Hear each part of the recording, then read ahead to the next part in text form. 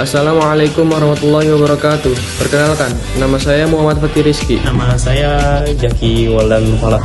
Nama saya Muhammad Arifin Febriansyah. Saya perwakilan dari kelompok 6. Di sini saya dan teman-teman saya akan menjelaskan tugas presentasi ekonomi yang berjudul Lembaga Jasa Keuangan Khusus. Langsung saja kita bahas materinya.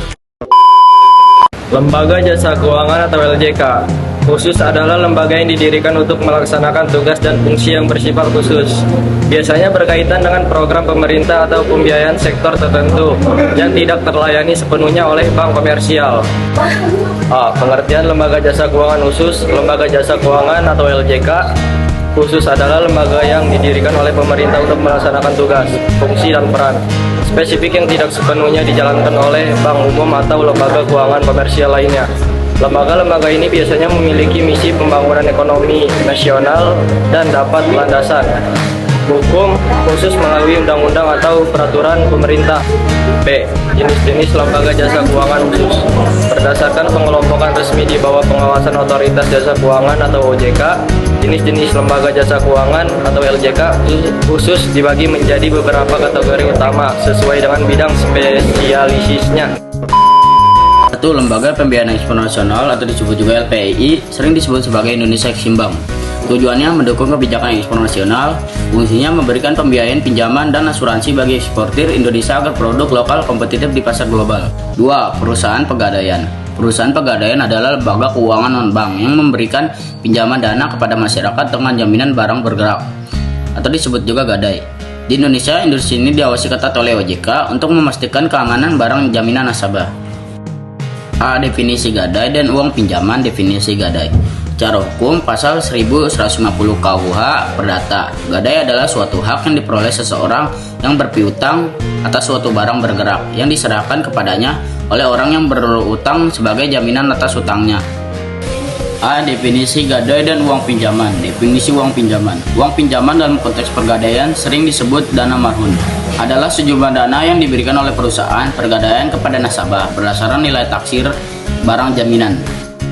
B. Besaran tingkat bunga pinjaman, imbal jasa atau imbal hasil. Besaran bunga atau imbal jasa dalam dunia keuangan sangat bervariasi tergantung pada jenis lembaga dan profil resiko nasabahnya. Di Indonesia, acuan utama untuk bunga pinjaman adalah BI rate, suku bunga, acuan Bank Indonesia. 3. Lembaga penjamin. Lembaga penjamin adalah lembaga badan usaha yang bergerak di bidang jasa perjaminan, kredit atau pembiayaan. Fungsinya adalah menanggung pembayaran utang nasabah kepada bank atau lembaga keuangan lain jika nasabah tersebut tidak mampu melunasinya. 4.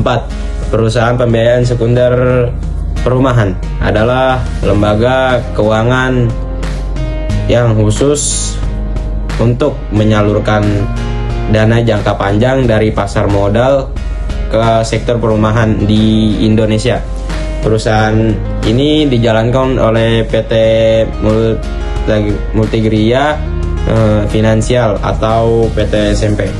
5. PT Permodalan Nasional Madani atau biasa disingkat BNM. BNM adalah badan usaha milik negara yang khusus didirikan untuk memberdayakan pelaku usaha mikro, kecil, menengah, dan koperasi. Berbeda dengan bank umum, PNM tidak hanya memberikan modal uang, tetapi juga memberikan pendampingan dan pelatihan usaha bagi masyarakat prasejahtera. PT Dana Reksa. PT Dana Reksa adalah badan usaha milik negara BUMN yang kini memegang peran strategis sebagai holding. BUMN spesialis transformasi dan investasi pertama di Indonesia, didirikan pada tahun 1976 untuk mempercepat partisipasi masyarakat dalam pasar modal.